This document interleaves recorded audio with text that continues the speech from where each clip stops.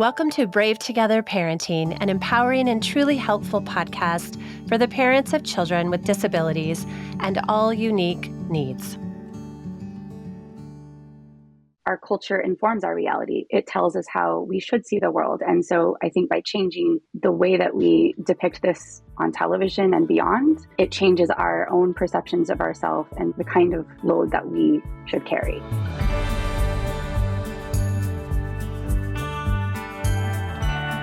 Hi, Brave friends. I'm your host, Jessica Patay, Brave mom and the founder of the nonprofit We Are Brave Together. I am joined for this episode by my vivacious co-host, author, and brave mom, Kelley Coleman. Together we chat with Director of Culture Change at Caring Across Generations, Lydia Storie. In this conversation, Lydia shares her personal experiences with caregiving, the fragility of care infrastructure, and the importance of cultural representation in media. Our discussion emphasizes the need for community support, advocacy for policy changes, and the significance of sharing caregiving stories to validate experiences and foster a collective movement for better care solutions. And the movement is moving. Things are getting better thanks to the important work that she does. A reminder to please support this community by joining We Are Brave Together, following us on Instagram, rating and reviewing this podcast, and sharing our episodes with your friends and family. Now, please enjoy this very hopeful conversation with Lydia Storie.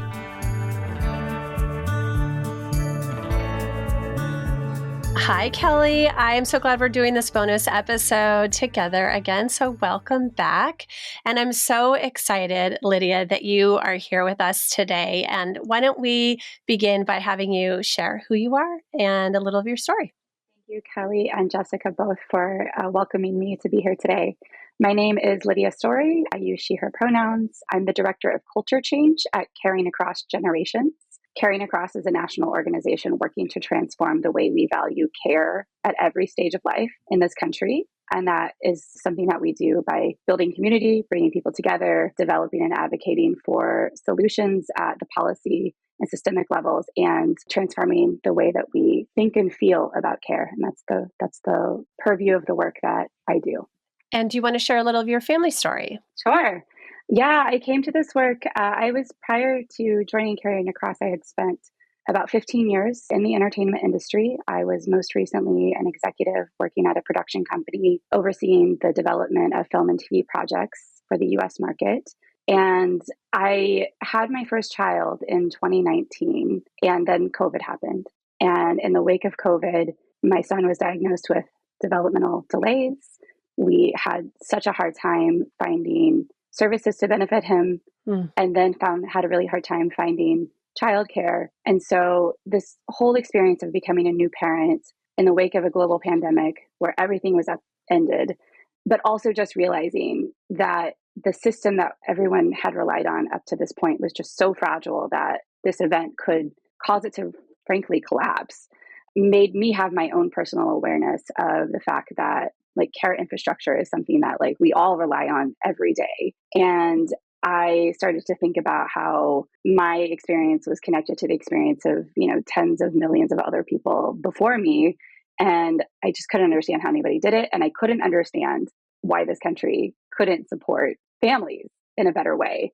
It blew my mind that nobody was really open about this and how hard it was to be a working parent in the United States, one of the wealthiest nations in the world.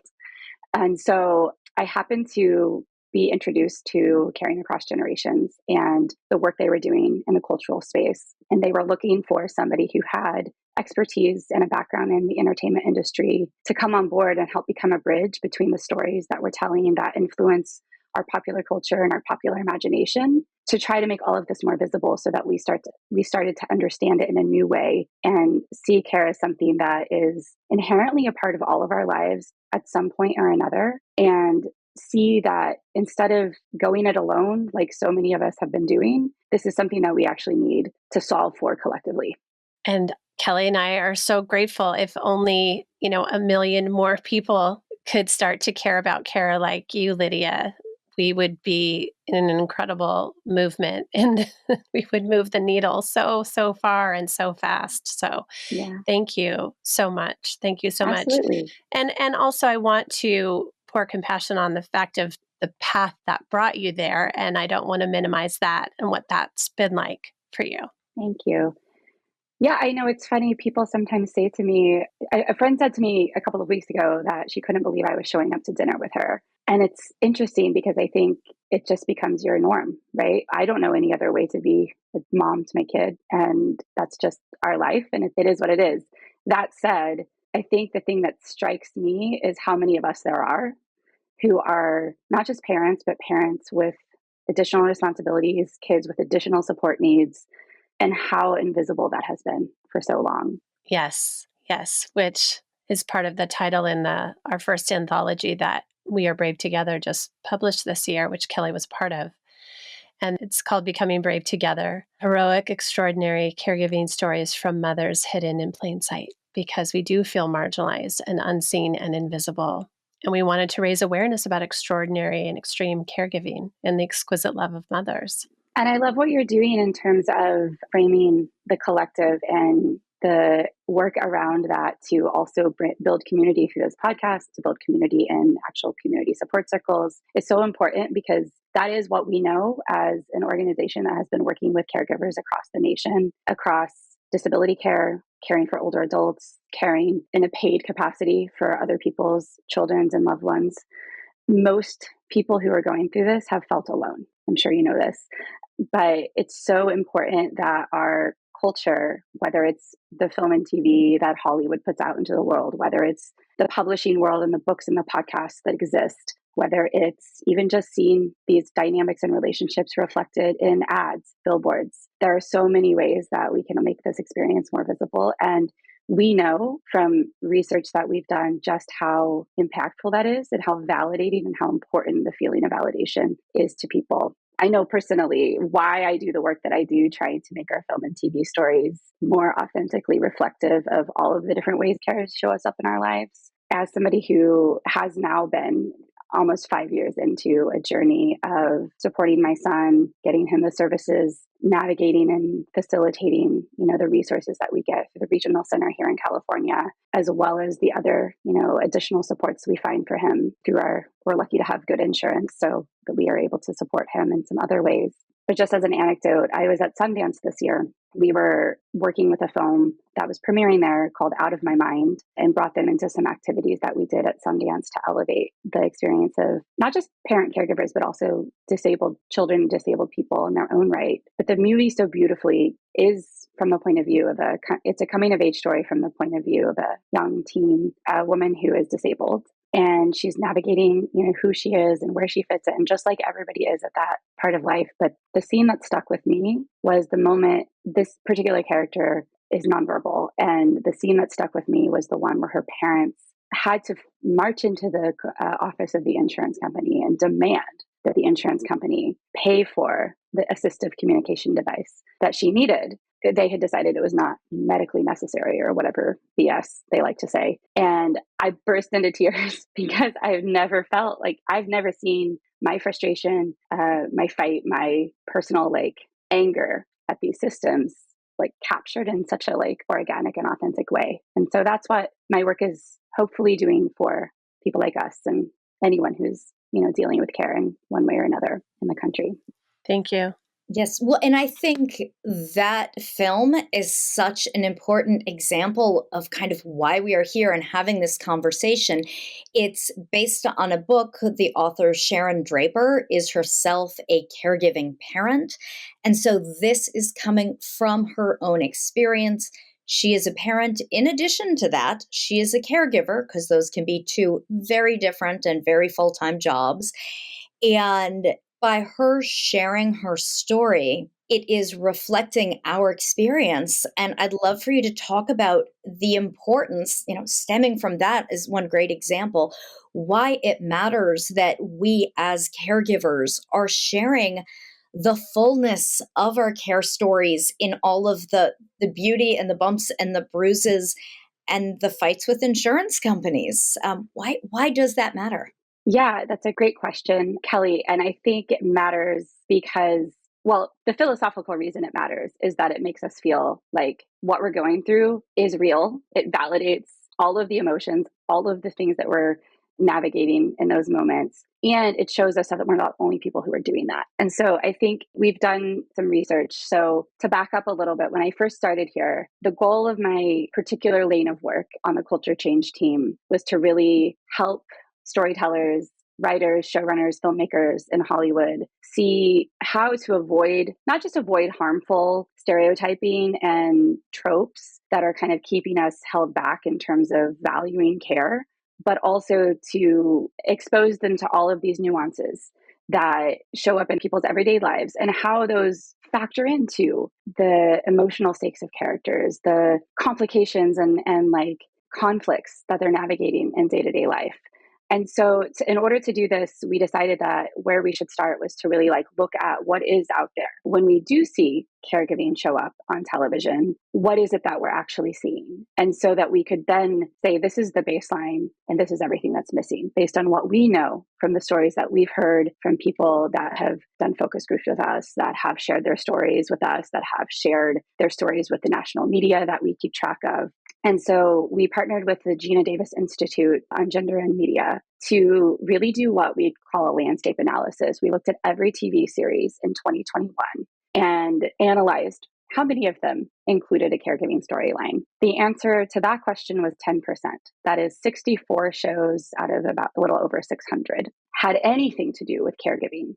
3/4 of those were simple, typical parenting stories. So that means only about 1/4 of the 64 shows that had anything dealing with caregiving included any kind of aging or disability care. And so the fact is 1 in 4 people are disabled in this country. And so there's just a huge discrepancy in what is part of our actual lives and what is reflected back at us in our culture. So I think people think that care doesn't apply to them or isn't relevant to them, but I don't know if you saw the new data that was released this week. There are actually 105 million people caring for somebody older or disabled in this country. That's 40% of the population. It's everywhere. It's in everyone's life. And so I think there's a base level of catching up so that what we see reflected back at us, whether it's on television or film, but in our popular culture at large, is more reflective, more authentically reflective of that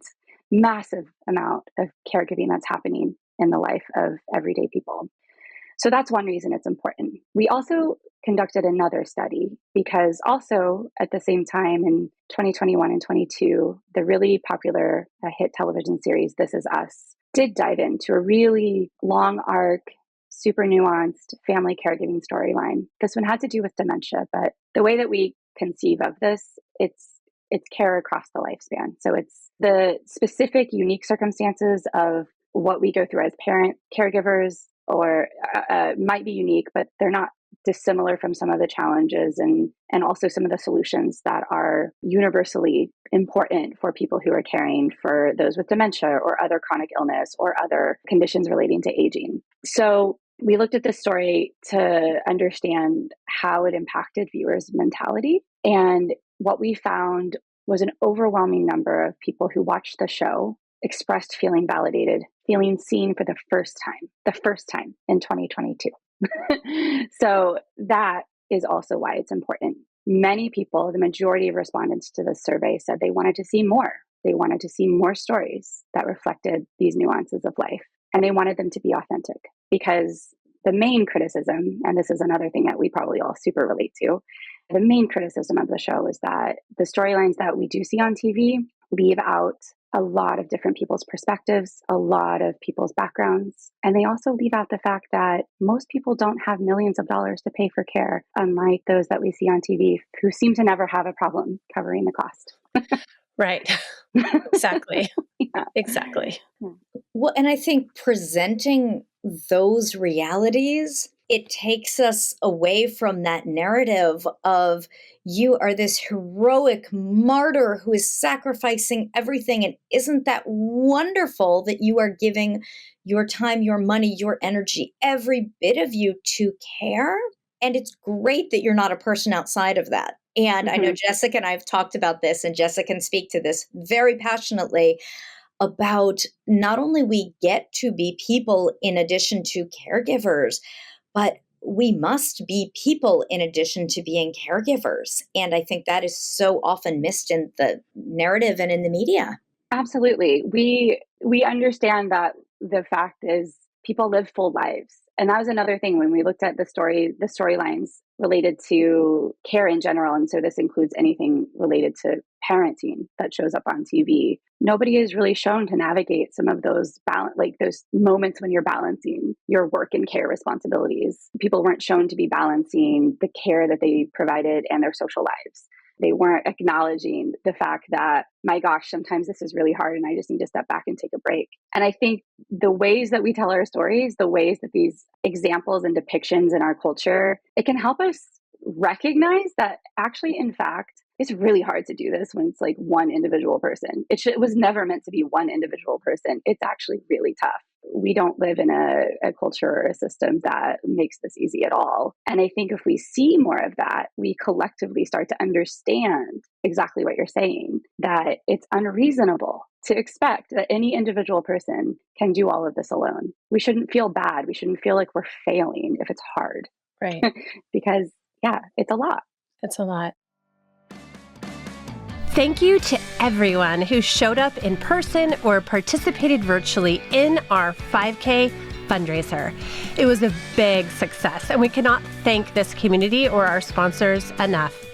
An extra special thank you goes to our top sponsors: Rise Advocacy, GHJ Foundation, Torrance Memorial Medical Center, CMS Creative Management, the Patay family, MRM Education, Harbor Light Financial Strategies, and PPL.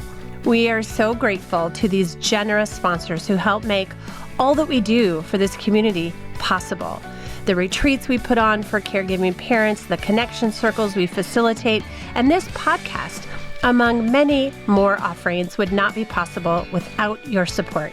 If you or a business you know is looking to help with our next fundraiser, please go to wearebravetogether.org to find more opportunities to donate or get involved. We will be accepting donations for the 5K fundraiser through October 31st.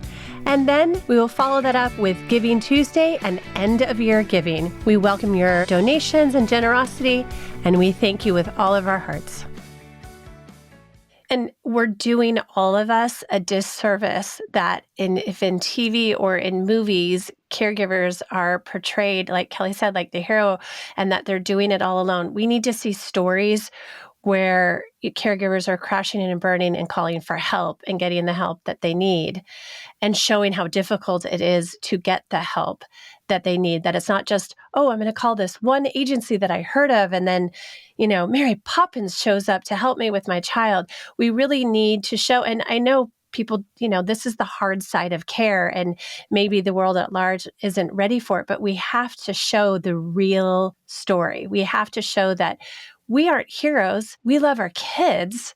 We love our parents. We love our spouses, whatever the caring situation is. Of course, we're going to do everything possible. That doesn't make me a hero. Maybe, I didn't run away. I didn't run away from my life in this diagnosis and this caregiving situation. But, that doesn't make me a hero. So don't put me in that spotlight. Please help me. Offer help. Right. Yeah. I gave a talk to members of the TV Academy earlier this year where our tagline for it was "Heroes Need Help." And I think we have such a fascination coming out of Hollywood. It reinforces this superhero mythology and mentality that we have. It's just so tied into the sort of American sense of rugged individualism. Yes. And it's harmful. It's totally harmful. Yes, because for exactly what you're saying, it should not be shameful to ask for help or need support. It should not be something that we're expected to do. So the idea of putting caregivers on pedestals is actually working against the kind of the mindsets that we need in this country to value the kinds of solutions that could help us all get through it and care for those that we want to care for more easily. The way I see it when you said, putting caregivers on pedestals, it's almost like, just imagine like, oh, look at you way up there. And like, you're so amazing and you're so strong and you're so resilient. But it's like, yep, you're over there and I'm over here and I don't have to touch it because look how amazing you are. It really does us all a disservice. Did that make sense? Absolutely. It's all about like, and there's this sort of embedded gendered expectation, right? Mm-hmm. Like, yep. It's like the sort of paradox of being a woman. It's like women don't deserve a seat at the table, but also we rely on women to essentially fill the gaps of our society, Yep. right? So it's such a double-edged sword, and that's I think we already don't value care because it's seen as something. I mean, I know you all talk to Alyssa Strauss as very much, part of the work that she's doing to kind of call attention to the fact that care has not been sexy or cool because it's just like a something that like women do. And we have this mentality of the like haggard mother and nobody wants to be that. But in fact, right? I'm like, haggard, that's the word. I put lipstick on today. We all did. By the way, congratulations to all of us. We're doing good.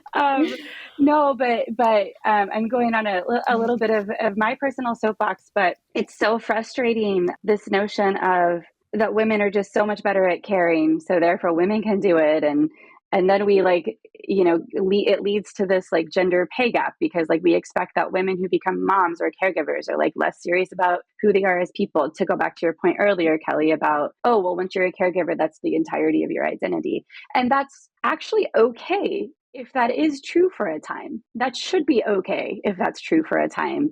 But we don't like let people be full and complex, and we just have to sort of put it in a box.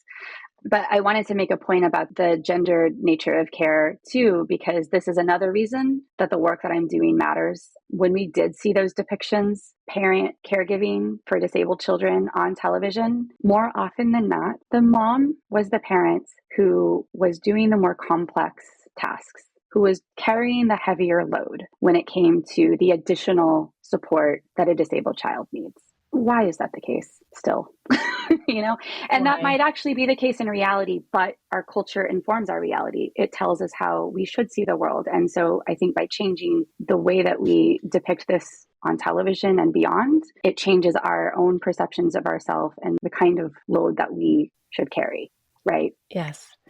And when we finally do depict fathers or dads or partners being more hands-on, let's not act like they are a double hero, please. Can we just make it normal? Not that, oh, wow, you're such an amazing dad because you took the kids to the specialist appointment or whatever.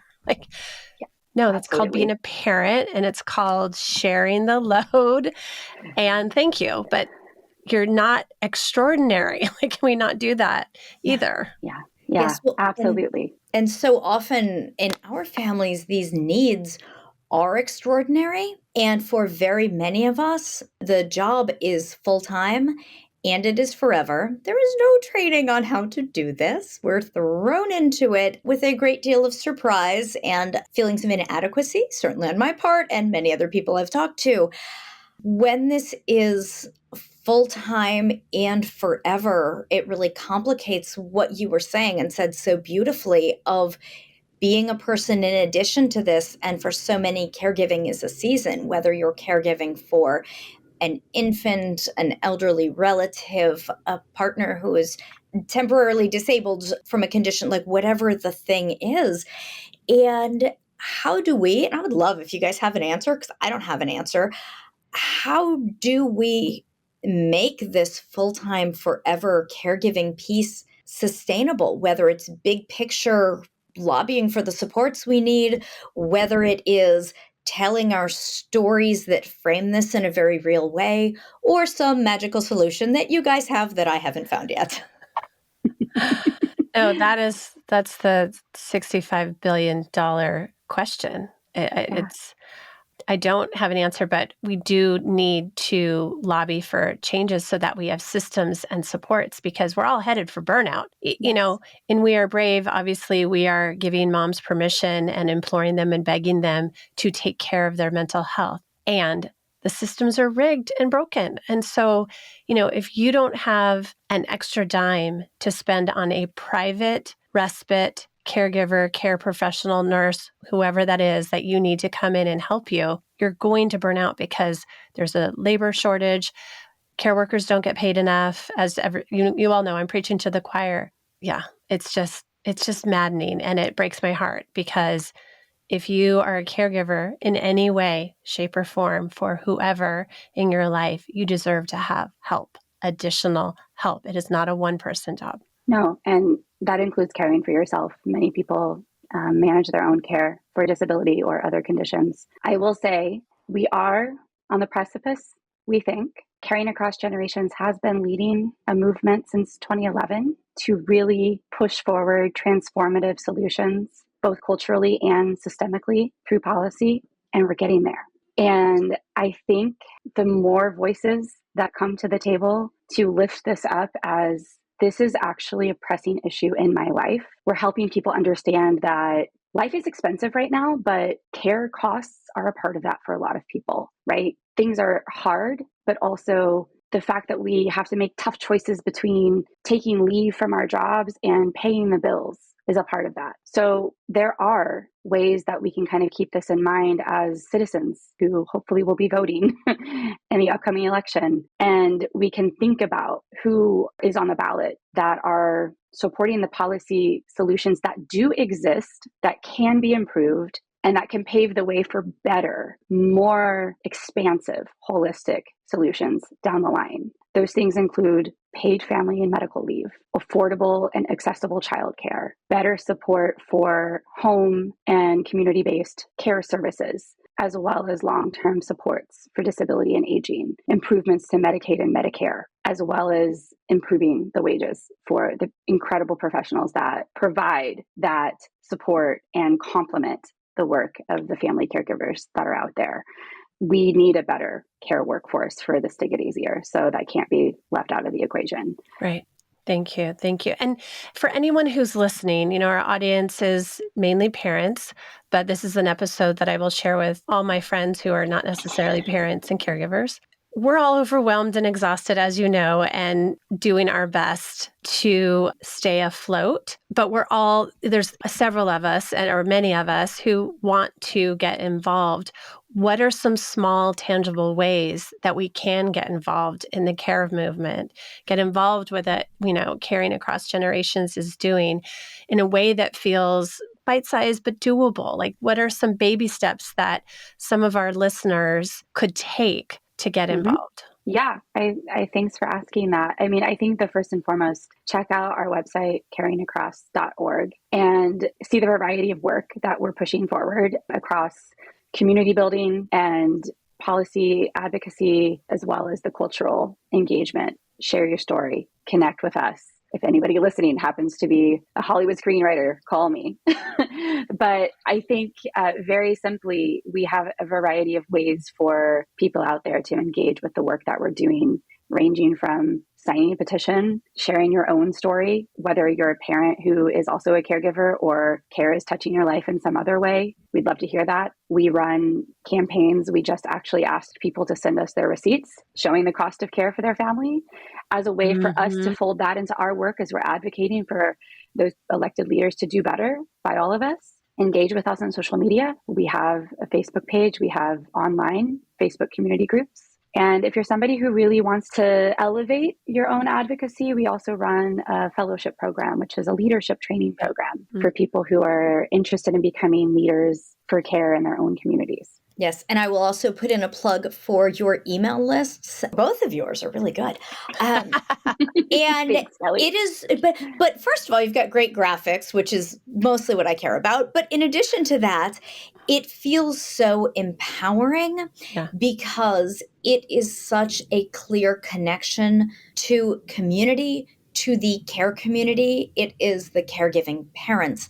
It is the paid caregivers. It is the zillions of people who are caring for aging parents and who are coming into this. And it feels like a coming together. And like Jessica said, that first baby step that we actually can take. And I think it's not an accident that you are in the middle of this and you are optimistic. And that's exciting because we really do need that optimism from the people who are seeing all the parts of it, because we need to feel like this is moving in our favor. Absolutely.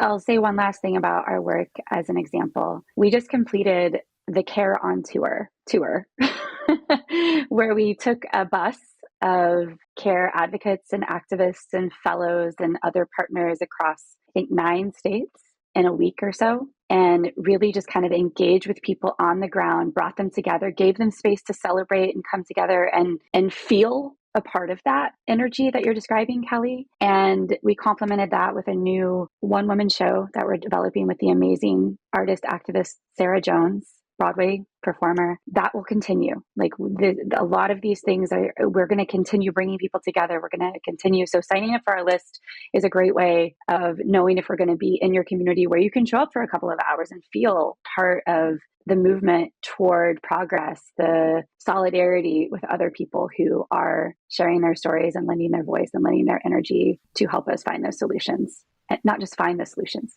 to help us make those solutions happen. Kelley, are you ready to get on that bus? By the way, I know people who were on that bus, and it was a good bus. The photos from that, and first of all, can we all have more marching bands in our lives?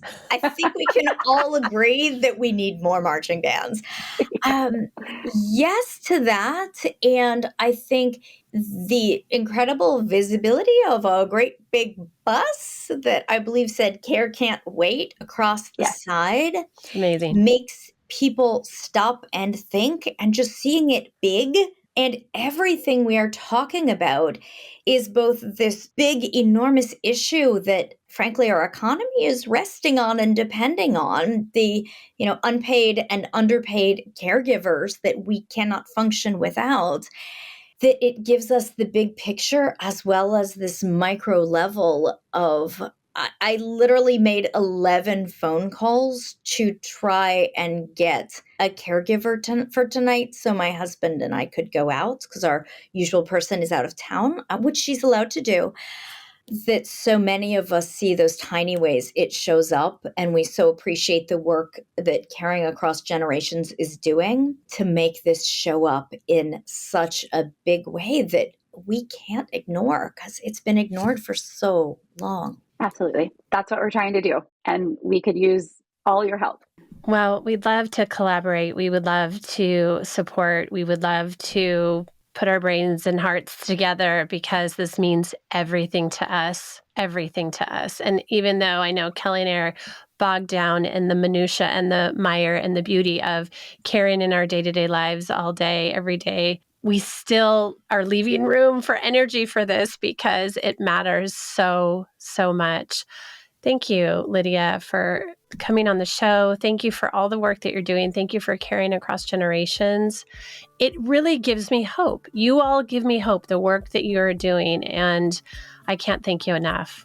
I'm so happy to hear that is true from what your takeaway from our work is. So thank you so much for including me. It was so great talking with you both. And I hope it's the first of many conversations.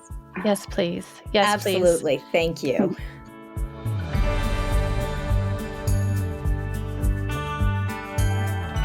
Thanks so much for listening today. Do us a favor and leave us a review and a rating so that this podcast can get into the ears and the hearts of more and more moms. Did you know that Brave Together Parenting Podcast is an extension of our nonprofit organization, We Are Brave Together? We Are Brave Together serves an international community of caregiving moms, offering support groups that are virtual and in-person, educational resources, and low-cost weekend retreats. And we have published our first anthology of caregiving stories entitled Becoming Brave Together, Heroic, Extraordinary Caregiving Stories from Mothers Hidden in Plain Sight. It will encourage and validate every parent caregiver. To join us today, go to wearebravetogether.org. Our support and sisterhood awaits you. Brave Together Parenting Podcast is for entertainment and education purposes only. It's not a substitute for professional care and should not be relied on for medical or mental health advice. The use of any content on our podcast, links, show notes, or on our website is to be done at your own personal risk. Please seek out a professional to assess your own medical or mental health concerns because we are all beautifully complex and the content of this podcast is for a broad audience.